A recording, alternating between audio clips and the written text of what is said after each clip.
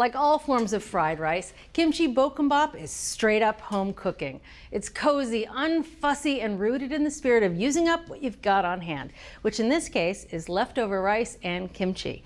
Now, this recipe is easily varied by what other bits you can find in the refrigerator. So today, Keith's gonna show us the basics. Yeah, so I love the unscripted nature of this dish, but what I really love is the combination of the main components.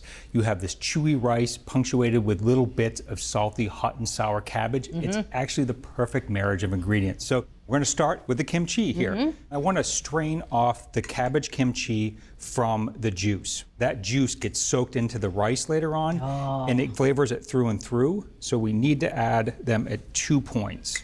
So we're using cabbage kimchi. It's based with Napa cabbage that has been salted and left to ferment in the ground. And it's flavored with gochugaru, which is a Korean chili flake. There's also some scallions in here. Sometimes you find carrots. The world of kimchi is quite vast. So I'm just gonna press this down a little bit just to get some of that juice out of there. We don't have to be too picky about this. And I'm gonna cut the kimchi into 1/4-inch slices. This kimchi smells wonderful. It does. Spicy, a little funky. Just take a couple pieces, stack it up. Okay, I'm gonna transfer this over to a bowl. We have about 1 1/4 cups of kimchi, and I want 1/4 cup of our juice. Now I'm gonna move on to our ham. I have 2 slices of deli ham here. I'm gonna cut this into 1/4-inch pieces. Now, if you wanna make this vegetarian, you can skip the ham. We like the smoky bits that the ham adds. You can add other meats. You could add Spam, you could add shrimp. It's really versatile, really what you want, what you have in your refrigerator. Right. That's some thick cut ham. Yeah, it's about 1/4 inch. Nice. And we're gonna cut it into 1/4-inch pieces. Excellent. Now scallions. These are gonna do dual purpose here. I'm gonna take off the roots. I'm gonna slice these thinly. And the whites are gonna go in the base with the ham and some onions. And the greens are gonna be for garnish. Okay, so we're getting up to the greens. So I'm just gonna take this, put it with our ham. I could watch you cut scallions all day. Oh, well, get another bunch and I can do another bunch. Okay, so one last thing that we're gonna do before we get to cooking, we're gonna toast some gim. This is a Korean seaweed, much like Japanese nori, and this is gonna be a final garnish on the dish. It's gonna add a little bit of umami, a little bit of crispness to the final dish, but we have to toast it before we cut it. So I'm just gonna take a sheet and tongs, turn this burner on low. We don't need a lot of heat. It's gonna darken a little bit, and it will start to crinkle up a little bit, and it actually will shrink some. So this is just an 8-inch sheet. It will start to become aromatic too as we go along here. You can see it shrink a little bit. Okay, you can start to smell it. Yeah. It's shrunk a little bit, and that's perfect. So I'm just gonna shut the burner off. Now, you could cut this with a knife. I find kitchen shears to be much easier. So I'm just gonna cut this into strips, and you can hear how brittle it is now. Before we toasted it, it was a little bit moister and a little bit more flexible. But now that it's toasted, it's nice and dry. It's like arts and crafts. Now cut these strips crosswise into little smaller strips. Again, this doesn't have to be perfect. Last couple cuts, and I'll leave those there so I don't cut my fingertip off. Now we can cook. All right. Okay, are you ready to cook? I love how you have everything laid out here. Yeah, it's a stir fry. You want to make sure that you have everything ready to go when you start cooking. That makes sense. So we'll start over here. I have a 12-inch skillet, and this is over medium-high heat with 1 tablespoon of vegetable oil.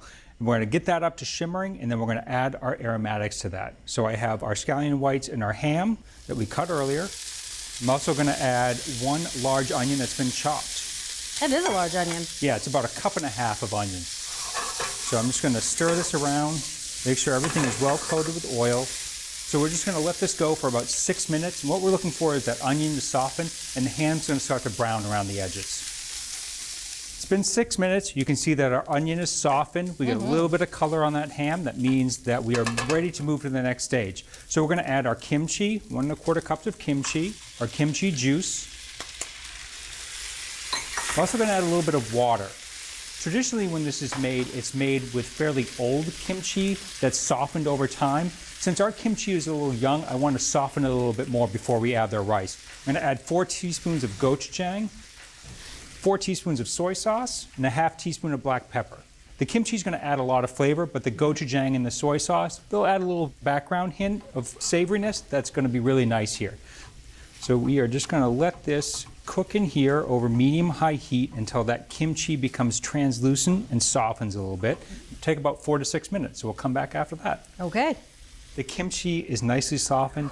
It smells wonderful, doesn't it? It smells amazing. It's about ready to get better because we're going to add our rice. I have 3 cups of day-old short grain rice. If I can ask you to turn that down to medium-low. Okay. So now what we want to do is we want to fold this rice in here, and we want this rice to absorb all that great kimchi liquid. It's important to use day-old rice here. The reason why is going to allow us to cook that rice without it becoming mushy, but more importantly, that rice is going to soak up all of that great kimchi juice. You can see now all that kimchi juice is being absorbed by that rice, and it's going to be perfumed and flavored throughout. Okay, we've gotten all that juice incorporated into the rice. It's taken a little while to get that nice and evenly incorporated. Now, I'm going to add some toasted sesame oil, 4 teaspoons. That's a lot of good flavor. Nice nuttiness. And 1 more tablespoon of vegetable oil. Now we're frying. Now we're frying. I'm going to turn this up to medium-high, and we're going to let this go. And what we're looking for is the rice is going to start to stick to the bottom of the skillet, which means it's time to eat. So sticking is a good thing. In this case, yes. All right, so when making fried rice, you can't use rice that's freshly cooked. You have to use rice that's cooled overnight. Here's why. When rice is first cooked, the individual grains absorb water, causing the starch granules to swell and soften, which makes the rice moist and tender. If you try to fry the rice at this point, it will simply release some of the water, which then cools down the pan, so you can't fry properly. It'll also cause the rice to stick together in a mushy mass. When you allow the cooked rice to cool, however, the starch firms up and the rice becomes dry. Not because water's evaporating from it, but because the water is locked inside the firmed up starch. Now when we fry it, the grain stays separate and dry to the touch, making it possible for each grain to get coated with oil and flavor. After several minutes, the heat softens the starch again so that the grains become chewy and soft enough to eat. And that's why it's essential to use cooked rice that's cooled overnight. It's been 4 minutes, and you can hear the rice crackling in the bottom. Yeah. And it's starting to stick around the edges. I think this is ready to get it out of the skillet. I'm just going to transfer this over to a nice serving platter here. Doesn't that smell wonderful? It does. It smells incredible. I'm really looking forward to eating this. I want to get every last bit out of the skillet. Oh, are you going to get all those crispy bits that are right along the edge? There's some little crispy bits here that's really going to be great. Okay. So we could garnish this and eat right away, which would be fine, but I have one step. I'm going to fry some eggs for us, which is my favorite way to eat this dish. So I have an 8-inch nonstick skillet here with a teaspoon of vegetable oil. We're just going to let that heat up until it's shimmering. While that's happening, I'm going to add some salt to 2 eggs. I'm going to ask you for the pepper.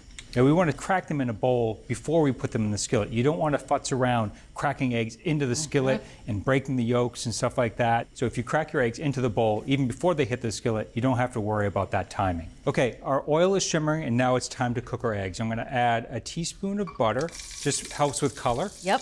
I'm going to put our eggs in the skillet. So, now I'm going to cover this. 1 minute.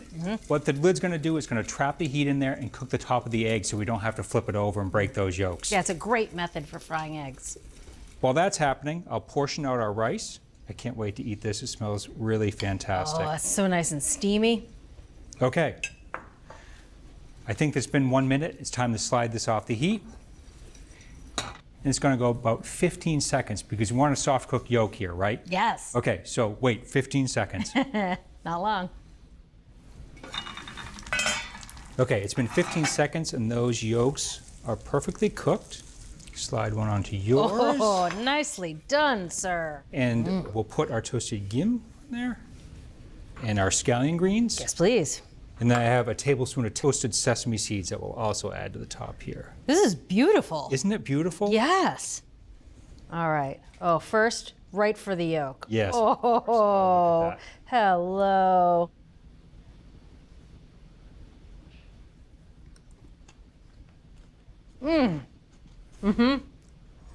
Oh, this is my kind of food. Oh. Little bit of spicy, all those textures. You get the sesame seeds, the gim, the chewiness of the rice, the crunchiness of the kimchi. And the flavor. That sesame was kind of surprised. You put the sesame oil Yeah, in. and it's not that much, but it just is a background note that kind of complements the rich rice. Yeah, it's lovely.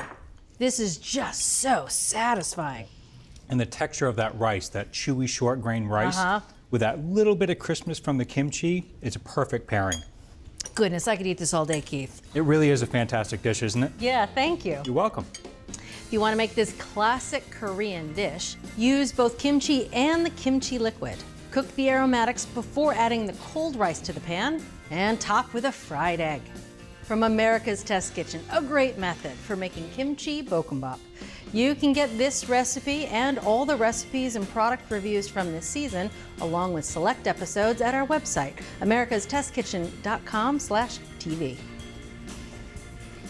Goodness, Keith, I could eat my own weight in this stuff. Yeah, my mouth is burning, but I can't stop eating.